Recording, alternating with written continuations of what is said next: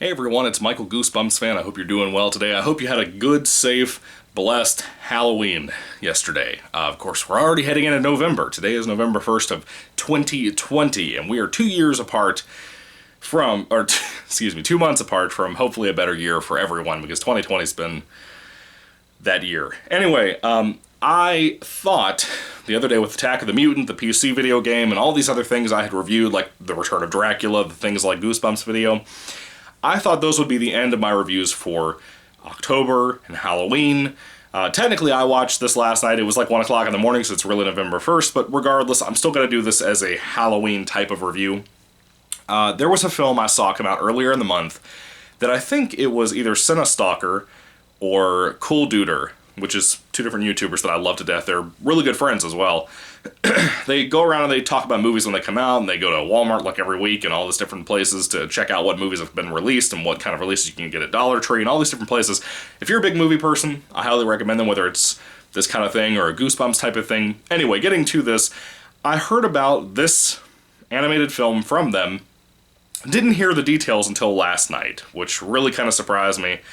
And overall, Happy Halloween Scooby-Doo is the newest Scooby-Doo film as far as I know. 2020, I believe it came out in October, straight to DVD release to my knowledge. And it is directed, produced, and written by Maxwell Atoms. If you don't know who Maxwell Atoms is, boy, you've probably never heard me talk on this channel before, because I talk about Maxwell Atoms all the time. He was the creator of The Grim Adventures of Billy and Mandy, the creator of Codename Kids Next Door, the creator of Evil Con Carne. Man, the dude is one of the highlights of my childhood. All three of those shows I love to death. I love when they had Evil Con Carne and Grim Adventures of Billy and Mandy mixed together. They'd have like a probably a 10-minute segment of Billy and Mandy. They'd have like a 5-minute segment, of Evil Con Carne. Then like another 10 minutes of Billy and Mandy when they'd show each little half-hour Billy and Mandy shows. And man, it was such a great time. Cartoon Network used to be so great, and they're missing out on not releasing things like this to DVD. Not this, the Scooby-Doo thing, but like Billy and Mandy and Codename Kids Next Door. They released Courage the Cowardly Dog in a full box set like a year or two ago. I bought it. Can't wait to sit down and finally watch the whole thing. Huge Courage fan. I love Johnny Bravo. I love Dexter. Love all these different things that Cartoon Network has done over the years, especially when I was a kid back in the early 2000s and late 90s. Ed, Edd, and Eddy. All of us that grew up with Ed, Edd, and Eddy want a box set, man. It's great. Nobody wants a volume set DVD with different volumes. It gets too pricey. They charge like 15 to 20 bucks a piece. It ain't worth it. Anyway, Happy Halloween Scooby-Doo. Maxwell Atoms. Oh man, I could not believe this last night. I was looking at randomly just at Prime Video last night. I wanted to watch something scary. Looking around, seeing what was cheap. They usually have sales for like Halloween and Christmas time and different things like that. And I love Prime Video on top of that. You can get all kinds of good stuff on there. And I saw Happy Halloween Scooby-Doo listed there. I picked it up. I was like, I wanted to see this pretty bad. I was surprised by a big majority of things that were in this actual movie. There was a lot of cool stuff in here. There really was, but overall I was kind of disappointed with this. It's kind of the big shame. A lot of big surprises for celebrity stuff and the story direction. Maxwell Atoms being involved with was the thing that sold me on this. I couldn't believe Maxwell Atoms was in this.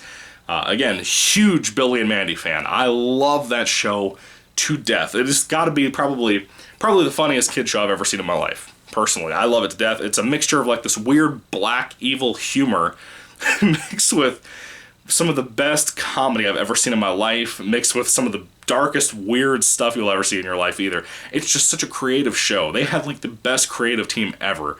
And I believe personally Maxwell Atoms was behind most of it, because the things that he brought to this were pretty good. He doesn't entirely fit with Scooby-Doo because of his style of humor and his style of cartoons like Codename Kids Next Door. And Billy and Mandy's a very pessimistic show. I love it for that, And I really dug it. I would recommend it if you are a Scooby-Doo fan already. If you love Billy and Mandy, this is not going to be exactly for you. But even as a Scooby-Doo fan, there are things in here that kind of irritate me.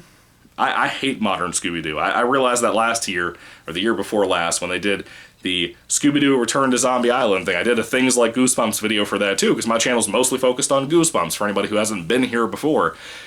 And I had not seen this. I wanted to see it. I'm glad I didn't buy a DVD of it. I would have been pissed if I spent 20 bucks on this. But $1.99 last night, not bad. Not bad at all. So for renting it, I can't be too pissed, frankly. It's kind of like when you see a really bad movie on YouTube and you're like, well, I saw it for free, so, you know, whatever. This started out in a really solid place.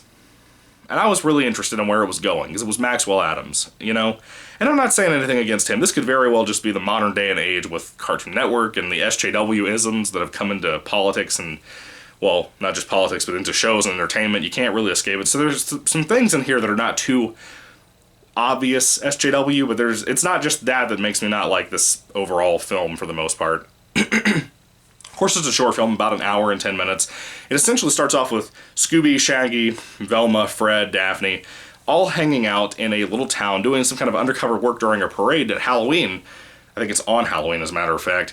And Elvira, Mistress of the Dark, is on one of the floats in a coffin or a couch, something like that. Kind of like in the real stories, like when you watch Elvira. Big Elvira fan. She stole my heart when I was a very young man. Very young boy, let's say.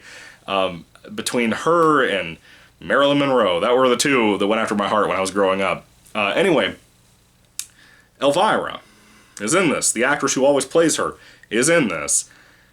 And a jack-o'-lantern-headed guy, just like the thing I've watched every single year for the last 17 years since the premiere in 2003 of Billy and Mandy's Jacked Up Halloween, there was a jack-o'-lantern man there. His name was Jack-o'-lantern. He was a guy had his head cut off by the Grim Adventures by Grim Reaper himself, and he put a pumpkin on his shoulders for his head. And he'd been, you know, even though he was granted eternal life because of all this crazy backstory stuff. Anyway, jack-o'-lantern-headed guy. I was like, oh, cool, Maxwell Atoms is referencing his own work. Thought that was pretty neat. Love Billy and Mandy's Jacked Up Halloween. That's easily my favorite thing that Billy and Mandy's ever done, that Maxwell Atoms has ever done. I think it is an absolute Halloween classic. And the fact that it's not played on TV every single year, whether it be Cartoon Network or somewhere else, the way Charlie Brown's pumpkin thing is every single year, irks me to death. I have a DVD copy of it. I watch this thing every single year. I've had the same DVD since it released, like the year after Billy and Mandy's Jacked Up Halloween premiered on TV. So for the last 17 years, I have watched that every single year. And the other night, when I was watching it with my wife, I quoted every single line from that movie because I love it so much. One of the best things Billy and Mandy's ever put out. Anyway, so a pumpkin-headed guy comes out and tries to... He basically blows up an actual building. Let's just be honest. He blows a building up. And people probably died. People probably died. And he comes out and he goes looking around and finds Elvira and stuff. Well, they catch this guy, right? They unmask him. They take the pumpkin off. He's wearing a scarecrow mask. I kind of stopped and I was like, what? They take off that mask. And then they say the name, Jonathan Crane. Yeah, I'm a big Batman fan too. This was the Jonathan Crane. They said he escaped from Gotham and Arkham again.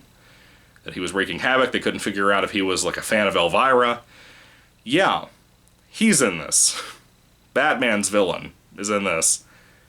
And it started out on a weird note with that, but the design for the Scarecrow looked better than it's looked in a long time, like since Batman Begins. So I was kind of down for it. I was like, whatever, you know, let's keep going. And overall, like 3/4 of the movie I was with.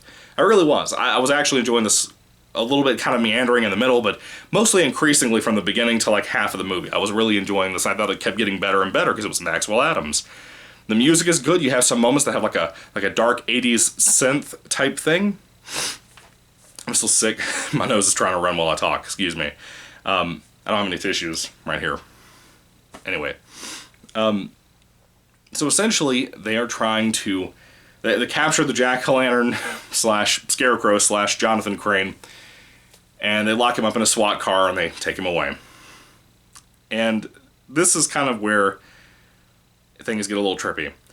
So Scooby and Shaggy are walking out in the woods. They want to go trick-or-treating now that they've had their victory and stuff. And as they're walking out in the woods, they happen to come across a tank of toxic waste that has been busted. And the toxic green waste is going out into the field where pumpkins are, and it's bringing pumpkins to life.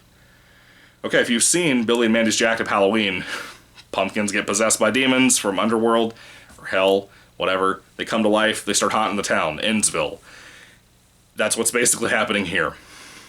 And I was excited, because I think many people, even on my Return to Zombie Island video a while back, Many people were excited like me, because, or not excited at the time, but wanting more, but we were all pissed mostly with Return to Zombie Island, because they took away the supernatural factor. That Scooby-Doo on Zombie Island film from like the 90s, I've watched a lot. I love that movie to death. It's very creepy. Return to Zombie Island was not like that. It tried to explain away all this garbage that didn't need to be explained. It tried to put this twist on it, kind of like trying to cover the tracks and make it look like there is no supernatural thing again, which was the interest in Zombie Island. It was the first time Scooby-Doo had ever had a situation where there was really paranormal stuff happening. That's why it's a favorite. A lot of people love it because of that very reason alone. It was something different that Scooby-Doo covered. It was creepy, and it was fun, and it was weird and wild and all that stuff. This film starts off going for the, it's really supernatural, bro. I was down for it. I was like, a lot of us have wanted that really bad. Needless to say, no it didn't. It just completely turned its heel. It seems like more of a forced thing. I'm convinced the last 5 or 10 minutes of this movie were forced by a company and not Maxwell Atoms. I'm convinced it wasn't in the script originally. I'm convinced that they were either pissed about not having enough time, because it was like an hour and 10 minutes. I'm pissed I figure either Cartoon Network or whoever put this together, Hanna-Barbera, whatever's going on with that. The same idiots who are running Boomerang now. Boomerang is just political BS now. Anyway, my whole point is, I think what we've hit here is that it was a forced thing here. That ending was terrible. There's a couple of characters in here, it's a father and daughter, and they're obnoxious. I can't stand them either. There's one sheriff guy that's been in the last couple of films, apparently, and he's obnoxious, and I don't like him either.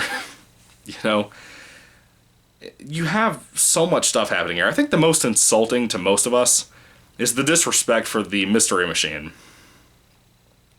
So the Mystery Machine in the first, like in the opening credits, when they capture Jonathan Crane, gets torn up, and it has to be towed, right? Bill Nye the Science Guy, you know, even though he's not a scientist at all, I still argue that he's just a douchebag. I can't stand Bill Nye. I used to love him when I was a kid, but the more I've seen of him in interviews and stuff, you can just tell he's just the most cocky, rude dude on the planet. Why, of all people, you'd put him in Scooby-Doo? When I don't think any kid I know knows who Bill Nye the Science Guy is. I really don't. And this is something I think is... This is the problem. Things like Goosebumps and Scooby-Doo and so many kids' properties from the 90s and so on get trapped in. They're so busy trying to impress kids now, but also trying to impress older fans now. They're trapped in a corner because they're trying to put technology in here. Why does Scooby-Doo have a cell phone? Why? I mean, I know it's nitpicky and silly. It's something Maxwell Atoms would have done. If he had spoofed Scooby-Doo on Billy and Mandy, which he probably did. I haven't seen the show in so long, I don't know. But if he did, this is what he would have done with the Scooby-Doo himself, the dog, having a cell phone. You know, stuff like that I can nitpick to death throughout this entire film. I don't really care enough to. There is one really uncomfortable scene where Scooby and Shaggy are doing a Lady and the Tramp. They pick up a chocolate candy bar, and they're both eating on each end. And you know how, like, in Lady and the Tramp, they get to the middle, and both of them, like, the piece snaps, and they just kind of, like, look at each other and kind of blush? Yeah, no, that's not what happens here. Scooby and Shaggy go full bestiality mode. They eat the candy bar, and then they get to the middle, and then they kiss. Like, it... they kiss. There's a smooch sound. It's... Do you know how uncomfortable that was? Do you know how uncomfortable that was and how much that messed with my brain that I watched Scooby and Shaggy make out? Again, cartoons have hit a point where they're gross. Pretty gross. Now, again, I tried to reference in my head, was this something Maxwell Atoms would have done? It's very possible that he thought that was funnier than it actually turned out. I didn't like that part, gotta be honest with you. There's a lot of bad choices in here. There's too much technology. Bill Nye the Science Guy built a new machine, the Mystery Machine X. It's like a technologically advanced modern-day mystery machine. It's like this ugly white-gray color with a blue bow tie on the front, kind of like Bill. Has like an AI system. Has giant metal hands that come out of the sides and a shell that goes over like the Batmobile. It's just real stupid, man. I'm not trying to trash it too bad. I'm trying to tell how much of this is actually Maxwell Atoms and how much is not him and it's forced on by some producer or whatever, even though he produced it as well. I don't know. I love Maxwell Atoms. This does not feel entirely like him. The Living Pumpkins thing feels a lot like him because of the Billy and Mandy's Jacked Up Halloween thing I talked about. There's a lot of cool stuff here. There's a ton of Billy and Mandy stuff here. For example, there's a lot of references to Billy and Mandy's Jacked Up Halloween, that particular episode. There's the lady that did the old lady voice in that episode in here as like a old reporter, you know? You can tell it's her, pretty sure. Let's see. There is, Griffin Gray, or whatever her name is, that played Mandy on Billy and Mandy, is in this playing Daphne. By the way, I don't remember if this was a thing in Return to Zombie Island or not, but I can tell you right now, I hate what they've done to Daphne in modern day Scooby-Doo. Modern day Scooby-Doo is already obnoxious. It really is. It's flat out obnoxious. Even the newer shows that were coming out when I was a kid in like the early 2000s, they were still good. They still felt like Scooby-Doo. Even the ones that were just like Shaggy and Scooby-Doo and stuff. Still liked it. Back in Kids WB was still a thing. It was great. I loved all that stuff. With this, Daphne is obsessed with Elvira. And like throughout the film, she's like changing clothes with Elvira. Like they're trading like corsets and the dress and all this stuff, trading wigs. It's bad. It's really bad. I mean, Daphne's obnoxious. There's one point where she's in a hearse with Elvira, and she's trying to take this big parade float of a witch off of the back of their trailer, and she's trying to torch the thing with an actual torch behind her. And as she's torching the thing, again, this is a great example of an SJWism that's made its way into cartoons. Like kids even know what you're talking about. Even this joke wouldn't land for kids, and most adults would think it sucks too. An adult with a brain. You've probably heard of the phrase mansplaining, right? She's torching, and Freddy is trying to yell out the window to get her to understand, like, hey, maybe you should do it this way, maybe it'll make the thing burn quicker. She holds up the torch and yells to him in the midst of them almost dying on a freeway high chase, which has been through the whole film mostly. I mean, there's been a chase scene in cars through most of this film. She's yelling to Fred out there, don't torch-splain to me. That's where we're at with Scooby-Doo now. The more the creators have to understand, man, kids don't go along with this to begin with. They don't care. The adults, like myself, won't pay $20 for this. And on top of that, the adults like myself just roll our eyes on our head till they fall out because you're being obnoxious. That's the whole problem we have here. We don't care about your political beliefs. Tell me a good Scooby-Doo story. And I'm still convinced that the last 10 or 15 minutes of this movie are not Maxwell Atoms' script. I'm telling you, I don't think that's what it is. And the fact that once again we avoid the possibly real supernatural stuff and go to some garbage science explanation. We have Velma give this whole spiel. Velma and Scarecrow have this whole thing going on where they might they relate more than they realize they do. When did Velma become a serial killer? When did Velma try to pollute the waters of Gotham City? None of that stuff ever happened, man. It's stupid. Even trying to draw the parallel there and trying to make Jonathan Crane into a good guy is stupid. You know, I know we're dealing with kiddie version of Scarecrow and kiddie version of Batman. I know that. I know Scooby-Doo has had team-ups with Batman and Robin in the past. I know, I'm a big fan of that. They made Scarecrow into a good guy. Why? Why would you do that, you know? Now, I know there's a new Cartoon Network or Boomerang or whatever, the newer Scooby-Doo show that they're putting out. Yeah, they have the regular show artwork style. They look very weird like that. I don't hate it. I saw a little bit of it. I think I saw a couple episodes partially when I was on my honeymoon. And it was alright. My wife hated it. I was like, it was alright what I saw. Didn't watch in depth enough to pay attention. But if that version of the show maintains the feeling of what Scooby-Doo should be like, I'm cool with that as long as it's actually good and doesn't have politics in it. I don't know if it does. Haven't watched much of it, but still. I even love a pup named Scooby-Doo. That's probably my favorite Scooby-Doo thing of all time, aside from the original show and some of the movies from the 90s and 2000s. I don't know. Happy Halloween, Scooby-Doo. It was a good, cheap buy, rental, whatever right now for Amazon Prime, but overall, I'm pissed. I gotta be honest with you. I'm kind of pissed about what they keep doing with Scooby-Doo and all these things I love. I'm pissed that Maxwell Atoms got sucked into this, and I can tell, I'm telling you, dude, I'll stand by this as long as I live. I don't think Maxwell Atoms did a bunch of these choices that are bad. I think all the stuff like the weird Scooby-Doo and Shaggy kissing thing, I don't think that was him. If it was probably something in the script that he wrote, and then they did it wrong. Like the artists and the sound effect people and all that. The cast is okay. Frank Welker comes back as Fred, of course. The same girl has been playing Velma for a while, playing Velma, and she's obnoxious. Can't stand her. Velma's so snotty here. I just don't like her. Daphne, like I said, Grey Griffin Grey. Like her a lot. She's a great, talented actress. Awful Daphne. Awful Daphne. Not because of her, but because of what they do with Daphne. She sounds like the Daphne I'm used to hearing from all of these years. It's just what they've done with Daphne, how they write Daphne. She's just an idiot all the time now. She's so conceited. Daphne's never been like that. And I don't like that at all. I think it's almost partially ruining the character. I think the guy that's been playing Scooby-Doo for a while is playing Scooby-Doo here. He's good, for the most part, I guess. A little bit too deep sometimes, his voice, I mean. Not really sure I like that. Matthew Lillard comes back to play Shaggy, and I thought that was pretty cool. That's about it. That's really all I want to talk about with this. I just wanted to give you the heads up. If you're going to rent this, rent it on Amazon Prime. It's cheaper right now. You're not missing out if you don't see it. It's the same situation I talked about with Return to Zombie Island. At least this, for the most part, had some small benefits to it. It wasn't completely insulting until like the last 20 minutes or so. It gets a little more obnoxious as it goes along, but it started out in a good place. It could have been a good film, and I had a lot of hope for this when I saw Maxwell Atoms was tied to this last night. It kind of bums me out that that went the way it went, because he deserves to be celebrated for people like myself at my age, because I grew up on this dude's cartoons. His creations with, again, Codename Kids Next Door, Billy and Mandy, all those things mean the world to me in my memories. Do you know how many times that my dad and I, after my parents split up, went to Cece's Pizza? You know, which is a kind of a buffet type pizza place here in our plate of our part. Excuse me, not our plate. I'm hungry. Forgive me. I'm stupid and fat. In our part of Virginia, it's kind of like a buffet pizza place. A lot of people know what Cece's Pizza is in America.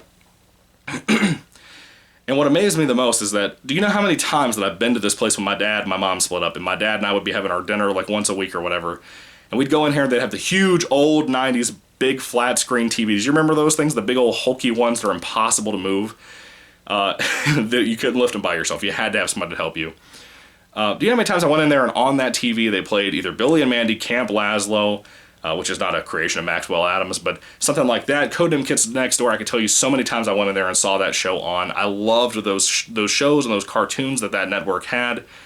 They're nothing like they used to be. Just like how Nickelodeon and Disney are nothing like they used to be. And Disney's even ashamed of like all their good old stuff they had from those days. They won't even put it on Disney Plus. They put like Proud Family. Why not Dave the Barbarian? You put the good stuff that people actually want out there. You know how many people I've talked to that I reminded that Dave the Barbarian existed, and they realized instantly how much they love that show and they want it back, and they want it on Disney Plus and all these things. There is no excuse for things like that and Brandy Mr. Whiskers not being on Disney Plus. There's just not, because people want it. They don't even do reruns where you can see like one episode a night at like 4 a.m. or something, you know? Anyway, I am done talking about Happy Halloween, Scooby-Doo. It is just very sad that it went this way. I wanted more, and I had a lot of hope with Maxwell Atoms. He's my dude, for real. But this was not what it should have been, personally. I don't think it's entirely Adam's fault either. It's just, it's a shame. If you haven't seen Billy and Mandy, and you want something really fun to watch, kind of like that Scooby-Doo type thing with two kids hanging out with a Grim Reaper, not a dog. If you want something kind of like that, both black humor, if you're an adult especially, watch Billy and Mandy if you haven't seen it before. I'm telling you, dude, you can watch the whole show on Amazon Prime. You have to buy it, of course, but you can still watch it on there. I'm telling you, you want something fun, it's kind of like a newer Scooby-Doo type thing from the last 10 or 15 years, that's a good pick. That's a really good pick. It's a really funny show, dude. Anyway, I think that's all I have to say about this show. Very disappointed, very bummed to see how it went this time around. But overall, when it comes to Scooby-Doo, or Happy Halloween, Scooby-Doo, whatever, the 2020 newest release at this current moment, if I had to rate this film on a 5-star basis, I'd give it like a 2 out of 5 stars. It slowly dug a bigger hole for itself as it went along. It just kind of became more of an insult, more obnoxious. Daphne was awful the entire film because of her personality now. It's just, modern Scooby-Doo is garbage. I can tell you that directly.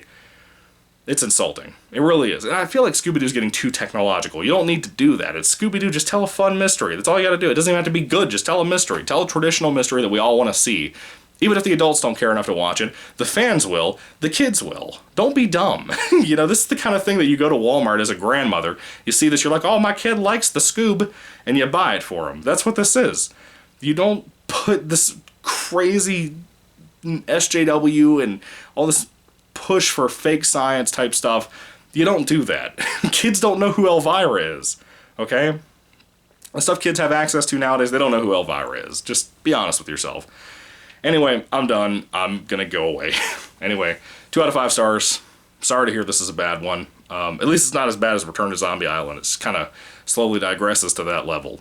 Anyway, Maxwell Atoms, check out his work, dude. Great creator. Very creative guy in general. Love his stuff. Love his stuff, absolutely. Anyway, what are your thoughts on this horrible little special movie, whatever you want to call this thing? Happy Halloween, Scooby-Doo is a disappointment. I'll just leave it at that.